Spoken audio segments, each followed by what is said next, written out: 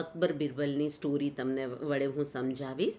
એકવાર અકબર રાજાનું કોઈ એક્સિડન્ટને લીધે અંગૂઠો કપાઈ ગયો, એટલે મુઘલ સલ્તનતમાં તો જાણે શોક સભાનું આગમન થઈ ગયું. બધા જ લોકો રાજાને સિમ્પથી બતાડવા લાગ્યા. પણ બિરબલ, જે બુદ્ધિ અને શ્રદ્ધાનો સબૂત છે, એણે આવીને રાજાને કીધું, રાજાજી, અંગૂઠો કપાણો છે, દુઃખી નહીં થાવ, એમાં પણ કાંઈ સારું જ થશે.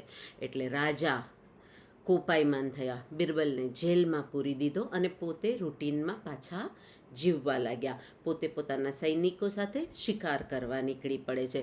ત્યાં આદિવાસીઓને બલિ ચડાવવાનો નેક્સ્ટ ડે હોય છે, એટલે એને પકડી અને એને નવડાવે છે, તૈયાર કરે છે. તો જોવે છે રાજાનો અંગૂઠો હતો નહીં, એટલે એની બલિ ચડી શકે નહીં, અને એ અંગૂઠો કપાયેલો હતો એટલે રાજાને છોડી દે છે. ત્યારે રાજાને બિરબલની વાત યાદ આવી, અંગૂઠો કપાયો છે એ કંઈ સારા માટે જ. એટલે એણે રાજપાટ પર પાછા આવ્યા, બિરબલને જેલમાંથી છોડ્યો અને સારી પાછી પોસ્ટ આપી. પણ રાજાએ કહ્યું, બિરબલ ચલ માન્યું, મારો અંગૂઠો કપાયો એ સારું થયું, તું જેલમાં પુરાયો એમાં તારું શું સારું થયું?